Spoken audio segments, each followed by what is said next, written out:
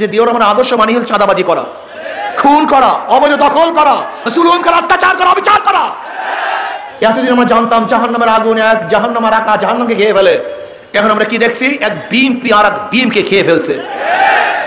ছাত্র দলের ছাত্ররা বিএনপির মূল দলের কাছে চাঁদা চেয়েছে, চাঁদা না দেওয়ার কারণে তাদেরকে হাত পা ভেঙে দিয়েছে। যাদের কাছে নিজেদের দলের মানুষ নিরাপদ নয়, তাদের কাছে বাংলাদেশের কোন নাগরিক নিরাপদ হতে পারে না। যারা মেয়র হওয়ার আগে সিটি ভবন দখল করে, তাদের কাছে বাংলাদেশের মানুষের জান মাল ইজ্জতের নিরাপত্তা থাকতে পারে না। আসসালামু আলাইকুম। বিএনপির তীব্র সমালোচনা করেছেন ইসলামী আন্দোলন বাংলাদেশের নায়েবে আমির মুফতি ফয়জুল করিম। সুপ্রিয় দর্শক, তিনি বলেন এক বিএনপি আর এক বিএনপিকে খেয়ে ফেলছে। তিনি এ সময় 10 মাসের একটি জরিপ উল্লেখ করেছেন। তিনি বলেন এই 10 মাসে 127 জন বিএনপির কোন্দলে তারা নিজেদেরকে হত্যা করেছে। এছাড়াও তিনি বলেন জিয়াউর রহমানের আদর্শ সম্পর্কে যদি তরুণ প্রজন্মকে জিজ্ঞাসা করা হয় তাহলে তারা চাঁদাবাজ দখলদার হিসেবে আখ্যা দেবে। সুপ্রিয় দর্শক, এ সম্পর্কে বিস্তারিত কথা বলেছেন মুফতি ফয়জুল করিম। আমরা তার মুখ থেকেই জেনে আসবো। ইসলামী আন্দোলন বাংলাদেশ বিশ্বাস করে শুধু দেশ, দল এবং নেতা পরিবর্তনের মাধ্যমেই স্থায়ী শান্তি আসতে পারে না। এই ভূখণ্ড বারবার পরিবর্তন হয়েছে। এক সময় ব্রিটিশ ছিল, তাদের বিরুদ্ধে আমরা আন্দোলন করে ভারত করেছিলাম, আবার ভারতের থেকে আন্দোলন করে পাকিস্তান করেছিলাম, পাকিস্তান থেকে আন্দোলন করে বাংলাদেশ করেছিলাম, কিন্তু ভাগ্যের পরিবর্তন হয়নি। আমরা বহু দলের শাসন দেখেছি, মুসলিম লীগের শাসন দেখেছি, আওয়ামী শাসন দেখেছি, আমরা বিএনপির শাসন দেখেছি, আমরা জাতীয় পার্টির শাসন দেখেছি, জোট সরকারের শাসন দেখেছি, কিন্তু মানুষের, গরিব মেহনতি মানুষের ভাগ্যের পরিবর্তন দেখি নেই। আমরা বহু নেতার শাসন দেখেছি, আমরা আইয়ুব খানের শাসন দেখেছিলাম, আমরা শেখ সাহেবের শাসন দেখেছি, আমরা জিয়াউর রহমান, সত্তার সাহেব, এরশাদ সাহেব এবং মহিলা নেতৃত্বের তো গজবের মধ্যে দীর্ঘদিন ছিলাম। বহু নেতা নেত্রীর শাসন দেখেছি, কিন্তু সে ভাগ্যের পরিবর্তন দেখি নেই। এ দেশ কেন স্বাধীন হয়েছিল? 71-এর স্লোগান ছিল সাম্য মানবিক মর্যাদা, কিন্তু 53 বছরে সাম্য মানবিক মর্যাদা, সামাজিক ন্যায় বিচার প্রতিষ্ঠিত করতে পারেনি।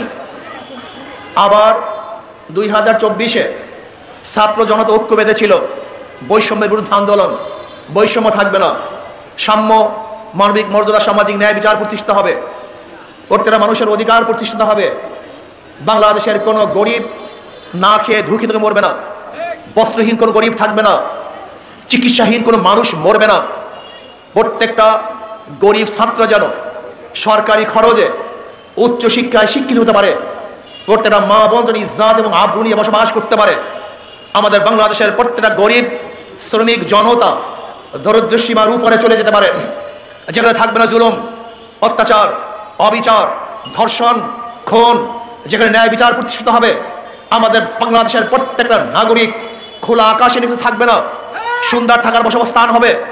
আমাদের বাংলাদেশের একজন নাগরিক বস্ত্রহীন থাকবে না, প্রত্যেকের শরীরে সুন্দর সুন্দর বস্ত্র শোভা পাবে।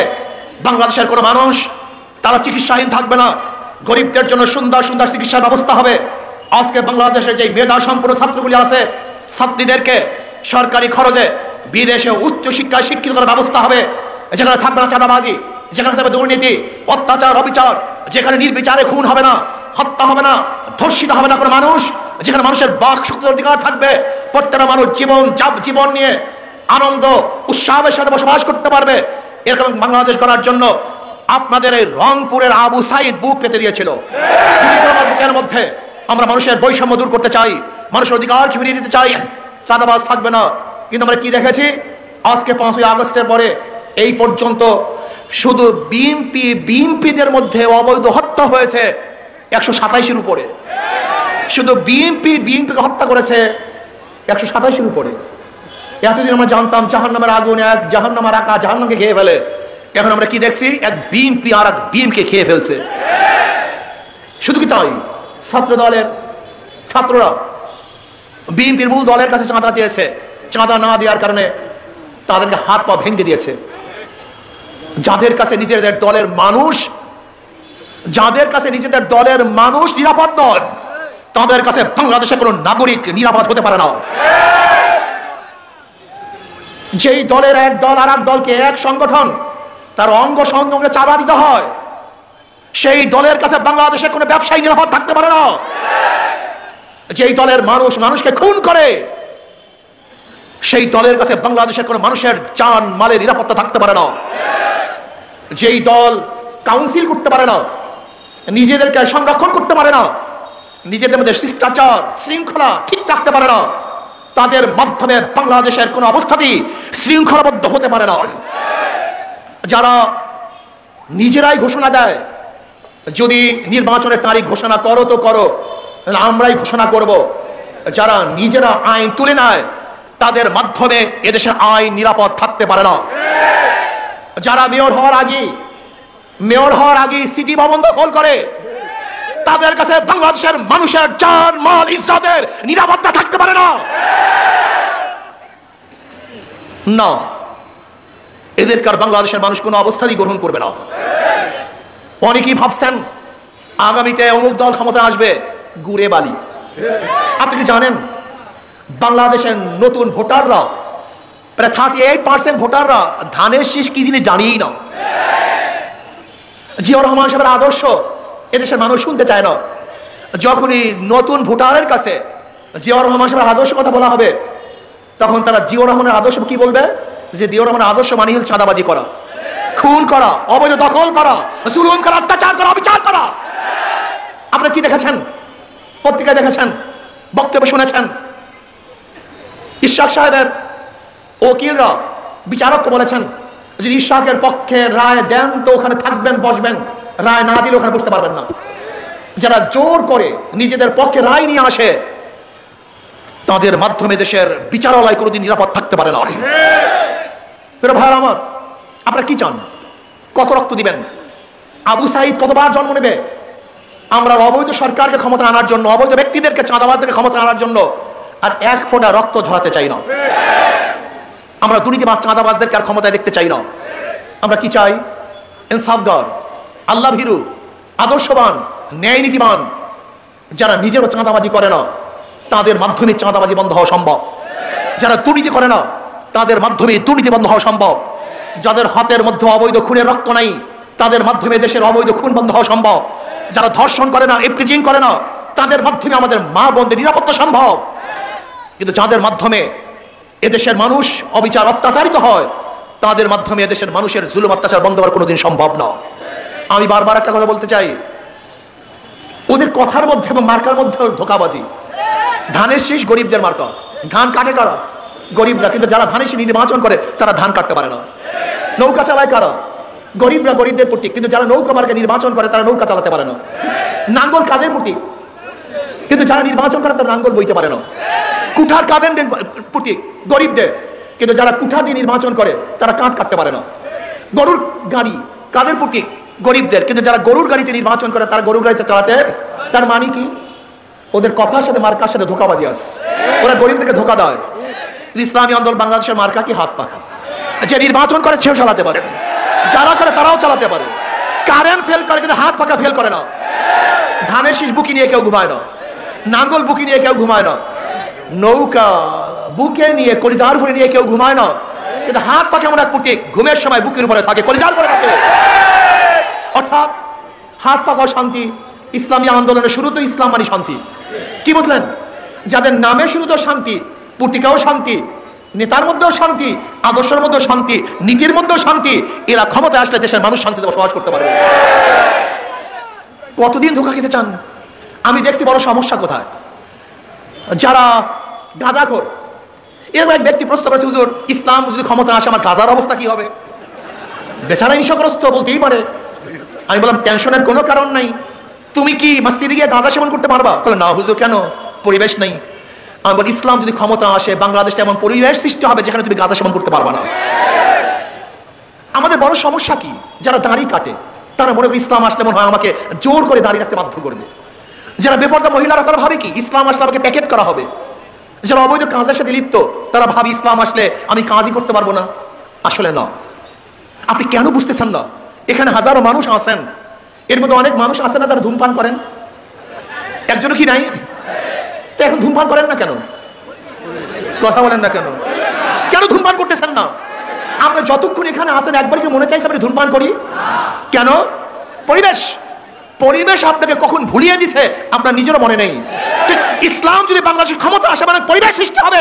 আপনি অন্যায় করবেন না, অবিচার করবেন না, জুলুম করবেন না, খুন করবেন না। আপনাকে বাধ্য করা হবে না, দাঁড়িয়ে রাখতে বাধ্য করা হবে না, ইসলামের আহকামগুলি পালন করতে বাধ্য করা হবে না, কিন্তু আপনার মন চাইবে আমি ভালো কাজগুলি করি। আজকে পাশের চেয়ার যখন ঘুষ খায় তখন অন্য চেয়ারের মনের মধ্যে ঘুষের কথা আসে, পরিকল্পনা আসে, কিন্তু পাশের চেয়ার যদি ঘুষ না খায় আপনার মনের মধ্যে ঘুষের চিন্তাও আসবে না। আমার সাথী যখন গাঁজা টানে তখন আমার মধ্যে গাঁজা টানার মন আসে, কিন্তু আমার সাথী যখন গাঁজা সেবন করবে না আমার মধ্যে গাঁজা সেবনের মনই আসবে না। ঠিক আমরা যখন ভালো হয়ে যাব প্রত্যেকটা মানুষ ভালো হয়ে যাবে, কিন্তু নেতারা আমাদেরকে ভালো বানাতে দেয় নেই, ভালো হইতে দেয় নেই। আমাদেরকে ওরাই গাঁজা তুলে দিয়েছে, ফেন্সিডিলের বোতল তুলে দিয়েছে, আমাদের হাতে ওরাই অবৈধ অস্ত্র দিয়েছিল, ওরাই আমাদের খুন করতে বাধ্য করেছিল। যেন আমার 5, 7, 10, 100 কেস থাকে আর আমি নেতার পিছনে ঘুরতে থাকি। কিন্তু না, ইসলামী হুকুমত আসলে তোমার বিরুদ্ধে কোনো কেস হবে না, তোমার হাতে অবৈধ অস্ত্র থাকবে না, তোমার হাতে থাকবে কাজ, তোমার ব্রেনে থাকবে উন্নয়ন, বাংলাদেশের ডেভেলপ, তোমার নিজের নিয়ে চিন্তা করবা, সমাজ নিয়ে চিন্তা করবা। এটি ইসলামী আন্দোলন বাংলাদেশ। কাজে আগামী নির্বাচনে শুধু আমি নই, আমাদের প্রত্যেকটা মানুষকে বলবো ইসলাম হুকুমত কায়েম করার জন্য, নিজের কল্যাণের জন্য, তোমার নিজের কল্যাণের জন্য, দেশকে রক্ষা করার জন্য হাত পাকা সবাই ভোট দেবেন তো ইনশাআল্লাহ? হ্যাঁ, ভোট না, ভোট না, ভোট না, ভোট না, ভোট না, ভোট না, হাত পাকার পক্ষে প্রত্যেকে কাজ করবে তো ইনশাআল্লাহ? শুধু কাজ নয়, আজকে থেকে নিয়ত করেন, এখানে যারা আসছেন 2 হাত যখন অনুরোধ করছে, আজকে থেকে নিয়ত করেন আগামী নির্বাচনে কমপক্ষে আমি 100 হাত পাখায় ভোট দেওয়ার ব্যবস্থা করবে ইনশাআল্লাহ। কে কে আছেন 2 হাত তুলে নারায়ে তাকবীর, নারায়ে তাকবীর। আল্লাহ আমাদের সবাইকে কবুল করেন। আগামী 28 তারিখ ঢাকায় এক মহাপ্রলয় সৃষ্টি হবে। আগামী 28 জন শনিবার ঢাকায় এক সমুদ্র হবে, পানির সমুদ্র না, জনসমুদ্র ইনশাআল্লাহ। কিসের সমুদ্র? অবস্থিত হবে তো ইনশাআল্লাহ। কমপক্ষে ইতিহাসের সাক্ষী হওয়ার জন্য, ইতিহাসের সাক্ষী হওয়ার জন্য সেই জনসভায় আমরা সবাই উপস্থিত হব। এখন সুসংবাদ আসতেছে, আপনাদের রংপুর 6 আসনের মধ্য থেকে আজকে 5টা আসন ইনশাআল্লাহ আজকে ঘোষণা করব। আজকের থেকে লাগছি তো লাগছি, লাগবো তো লাগবো, হাত পাকে বিজয় করে ছাড়বোই ছাড়বো ইনশাআল্লাহ। সব মার্কা দেখা শেষ, সব মার্কা দেখা শেষ। রংপুর 1 থেকে, রামপুর 1 থেকে ইনশাআল্লাহ আগামীতে হাত পাখা নিয়ে যুদ্ধ ঘোষণা করবেন, লড়বেন। এটিএম গোলাম মুস্তফা বাবু সাহেব মানে আলহামদুলিল্লাহ রংপুর 2 আসন থেকে ইনশাআল্লাহ হাত পাকা প্রতীক নিয়ে লড়বেন। মাওলানা মোহাম্মদ আশরাফ আলী সাহেব উনি হজে আছেন, ইনশাআল্লাহ দোয়া করতেছেন কাবা শরীফ ধরে, ইনশাআল্লাহ চলে আসবেন। রংপুর 3 থেকে মোহাম্মদ আমিরুজ্জামান পিয়াল ভাই, ইনশাআল্লাহ আপনাদের পরিচয় তো ইনশাআল্লাহ কি খাটবেন তো ইনশাআল্লাহ। রংপুর 4 থেকে মোহাম্মদ জাহিদ হোসেন, আমাদের জাহিদ হোসেন সাহেব অনার্স মাস্টার, আলহামদুলিল্লাহ আল্লাহ কবুল করে নেন। রংপুর 5 থেকে মোহাম্মদ গোজার হোসেন সাহেব, অধ্যক্ষ, ডিগ্রি কলেজের অধ্যক্ষ, বুঝেন তো মনে হয় যেন বিরাট বিরাট মাওলানা, অথচ দেখা যায় আলহামদুলিল্লাহ এদের মতো লোক যখন সংসদে যাবে তখন ওই সংসদটা ফুলের পবিত্রতা হয়ে যাবে ইনশাআল্লাহ। এদের মতো লোক যখন সংসদে যাবে তখন বাংলাদেশটা ফুলের মতো পবিত্র হয়ে যাবে। আল্লাহ আমাদের সবাইকে কবুল করে। সুপ্রদর্শক, মুফতি ফয়জুল করিমের বক্তব্য আপনারা কীভাবে দেখছেন অবশ্যই আপনাদের মূল্যবান মন্তব্য কমেন্ট বক্সে জানাবেন। সবসময় সত্য নির্ভেজাল তথ্য পেতে স্বাধীন Bangla TV YouTube channel subscribe করে আমাদের সাথে থাকুন। আসসালামু আলাইকুম রহমতুল্লাহি ওয়া বারাকাতুহু।